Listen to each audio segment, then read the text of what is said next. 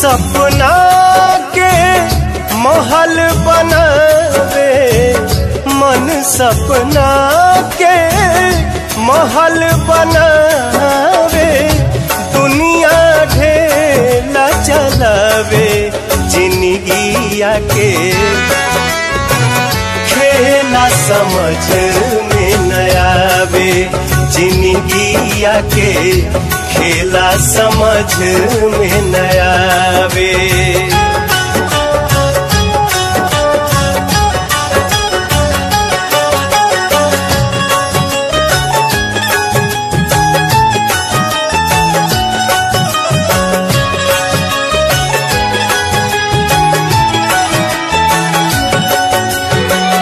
जब जब दिन बिगड़े पर होला, केहू रोक न पावे।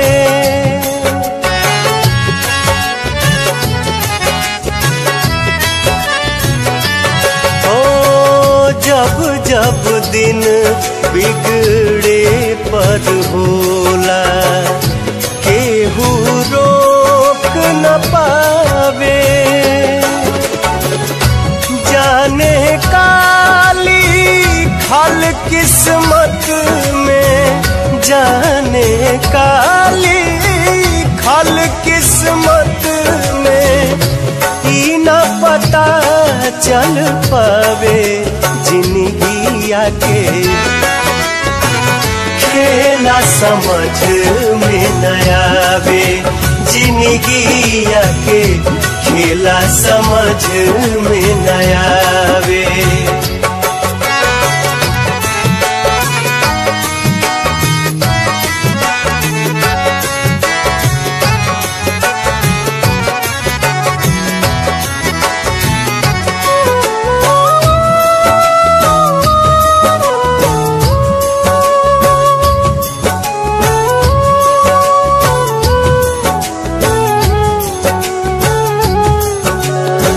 समय हंसावे, समय रोवावे, समय ही नाच नचावे।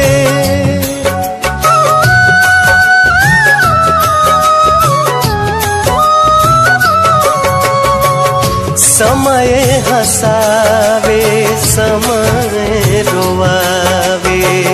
समय ही नाच नचावे। जान बूझ के ना कोई माली, जान बूझ के ना कोई माली, आपन बगिया जगावे, जिंदगिया के खेला समझ में न आवे, जिंदगिया के खेला समझ में न आवे।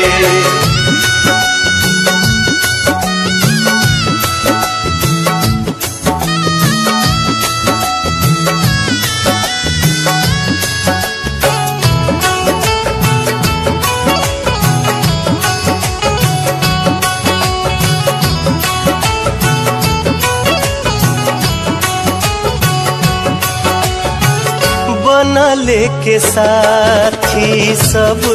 के होला, बिगड़े पमुँह घुमावे है।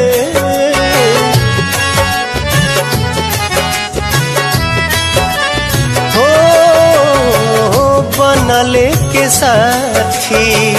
सब के होला, बिगड़े पमुँह घुमावे। सूरज के डूबते परछाई भी, सूरज के डूबते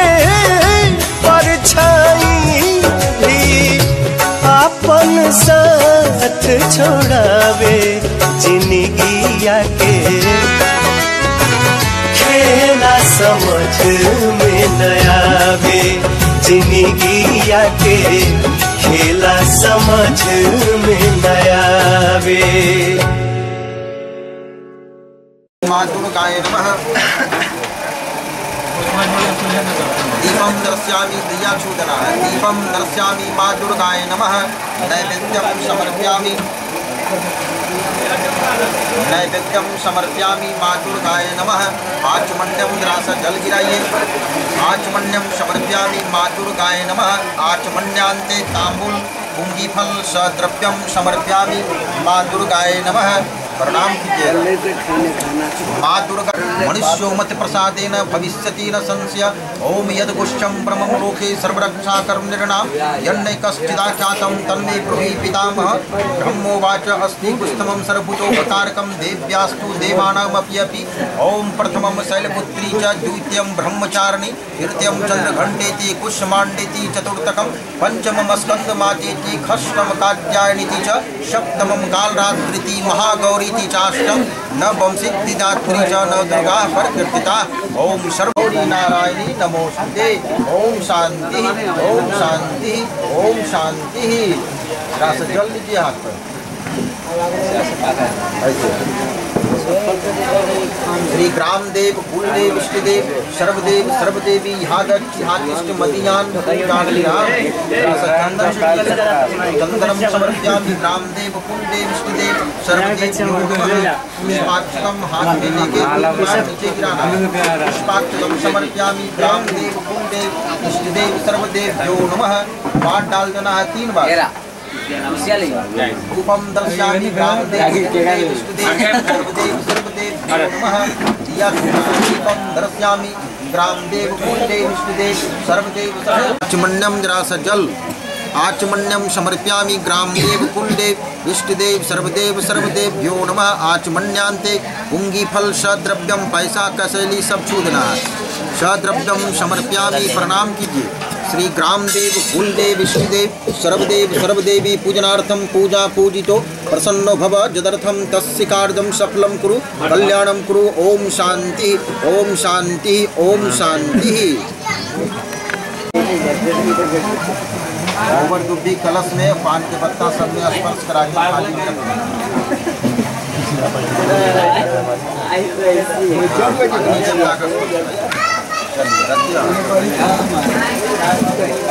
बैठो जी बादी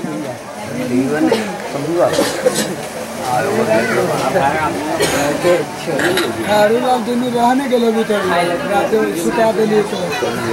फिर हम कल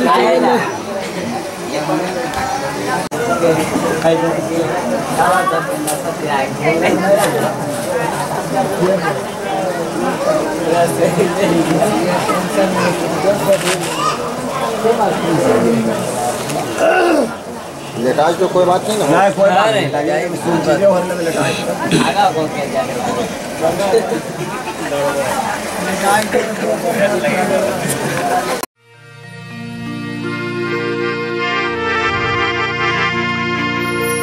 मेरा मुझ में कुछ नहीं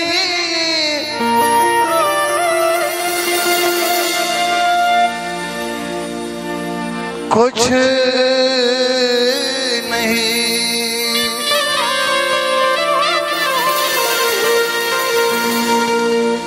इस संसार में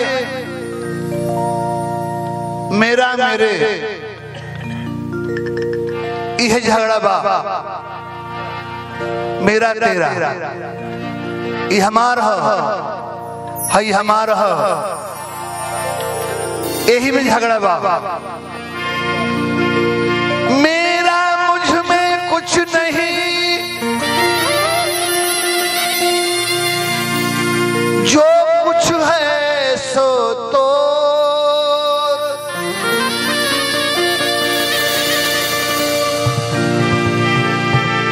तेरा तुझको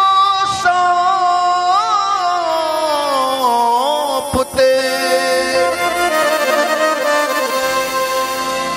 क्या लागत है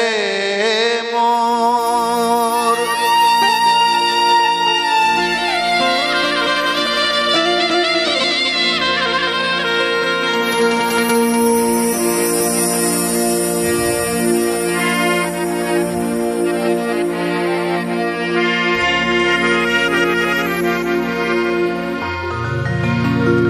देखिए आज 80 वर्ष के हो जास, 90 वर्ष के, 100 वर्ष के हो जास, असाध रोगी हो गए बड़े खाट पर परल परल, हाथ चलावल मुश्किल भइल बा, अंगुरी नहीं के चलत, देह नहीं के चलत।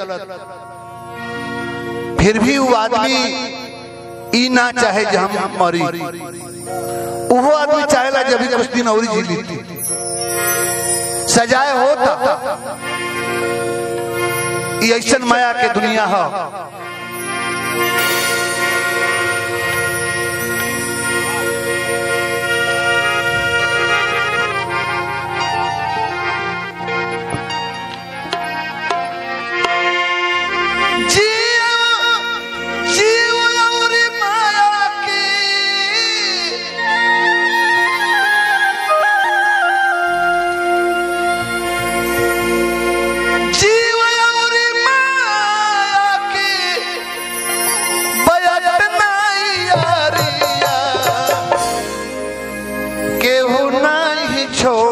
चाहे केहू नहीं छोड़ल चाहे अपन शरीरिया, केहू नहीं छोड़ल चाहे अपन शरीरिया, केहू नहीं छोड़ल। जीव अउरी माया की बात, जीव अउरी माया की बात अतना करिया, केहू से न केहू नहीं छोड़ल चाहे अपन शरीरिया, केहू नहीं छोड़ल चाहे अपन शरीरिया, केहू नहीं छोड़ल चाहे।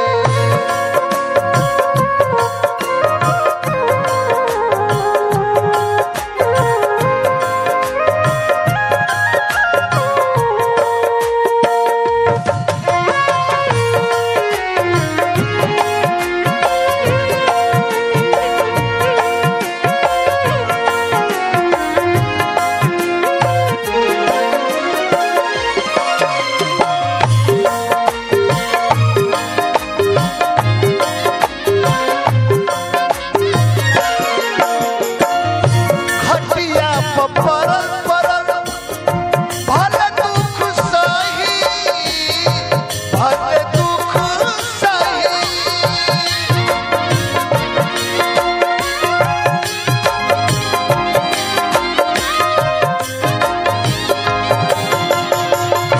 खटिया पर परल परल भले दुख सही, बोले के चाही बाकी कुछ नहीं कही।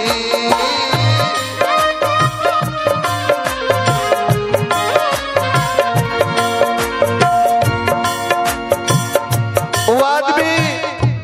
असाध रोगी हो गइल बा, चाहता जे कुछ बोलती बाकी बोल लिखे जा, तो वो चाहता जे हम जीती। भले पुरान होके, भले पुरान होके,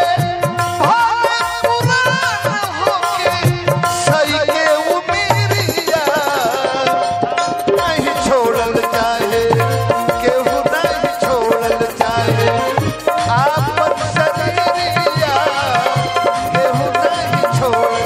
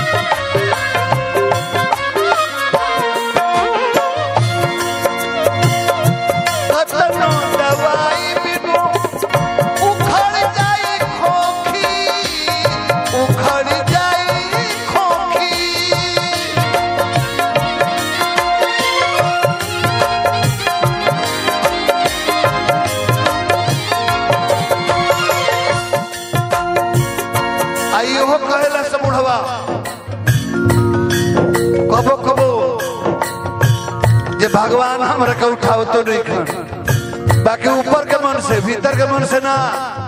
भीतर के मन से तो चाहता बुढ़ा जे अभी रही जीती हम भले दवाई बिन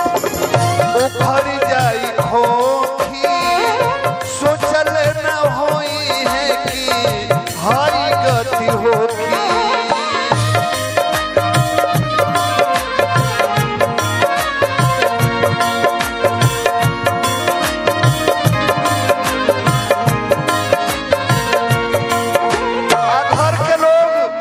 घर के लोग उनकर मुत कई के मने नकनकाए गइल बालो उतने ना जौन आपन औरत बिया उहो मुत करत रहले धोवत रहले का कहले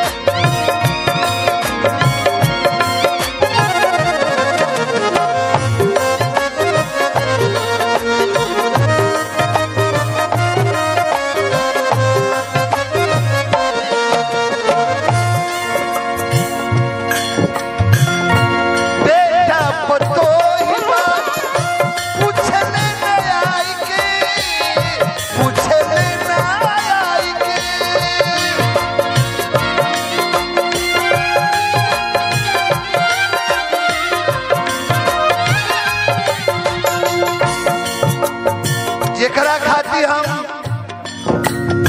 जितना सारा कमाई अपना बेटा पतोही मेहरारू खाती सजो के रखले बानी कि हमरा बाद बेटा नाती के कामे आई वो बेटा नात का करेला बेटा पतोही बात सुने ले नया आई के जेकरा के जिंदगी भर दिहले कमाई के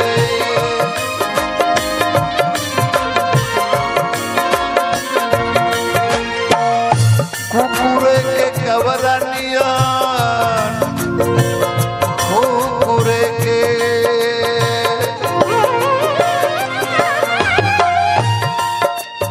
आज जब मौका लागेला मैं घर के खियाई पियाई के सब सामान के जब खा पी लेला तब मन पर ले जे भाई बूढ़ो के द्वार पर ओकरो के खियावे के होई त टाइम टू टाइम ना जबे मन कर तबे ले जाके टारिया वाला लुथरिया हो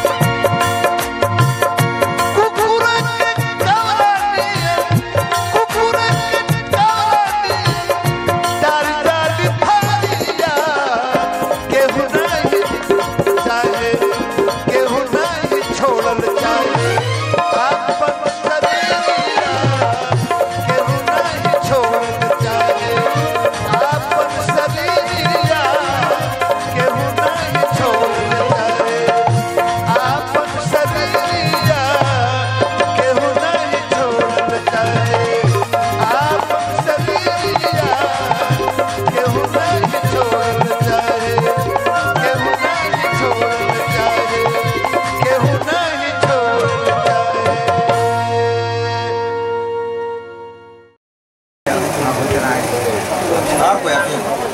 हाँ भी है भात था ले भी पहले तने रे अपन पे बात के लिखी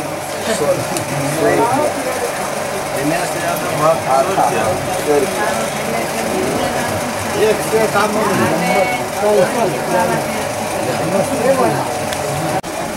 बेरू ज्यादा रूस गल की खुद विधा ये नायक पूरी रेलगाड़ी चले 151 है ना बहुत बिना 151 घर में से जाते थे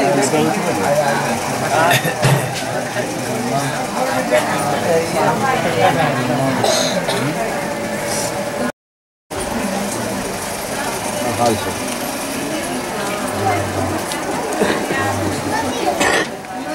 बाबू छुइए चंदा लगाइए अच्छा दवा छिटवा अच्छा छिट दीजिए हुआ हम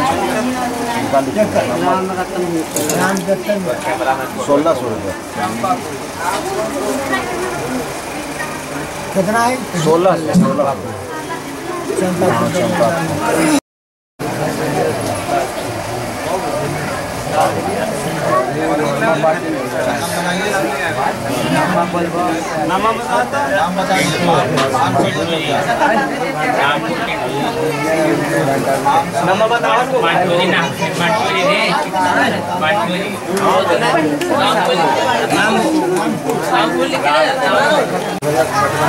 आप नहीं जाइए कुछ दे दीजिए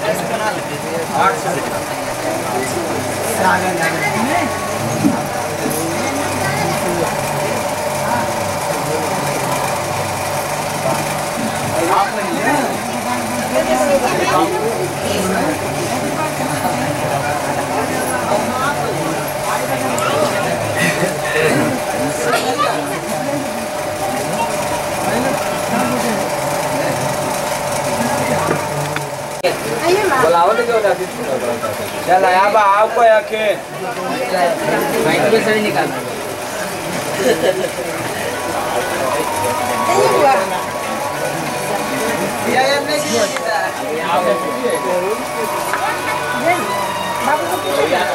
वहाँ से दे दीजिएगा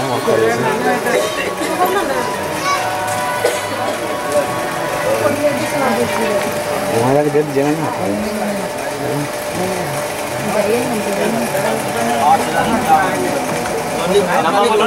नाम मेरा नहीं याद लिख लो यहाँ से लिख ले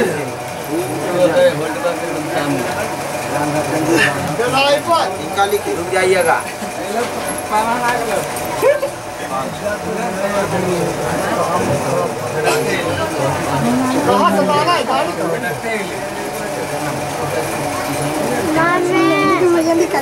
नंबर बताइए ना लिखनी है नमक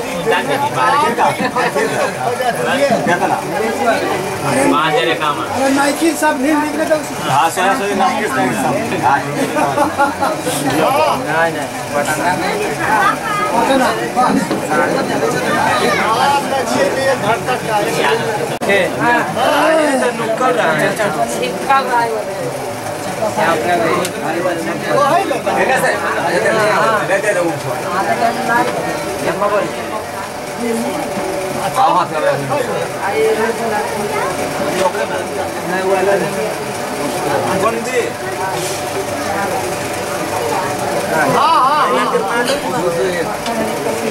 गाड़ी खोने के लिए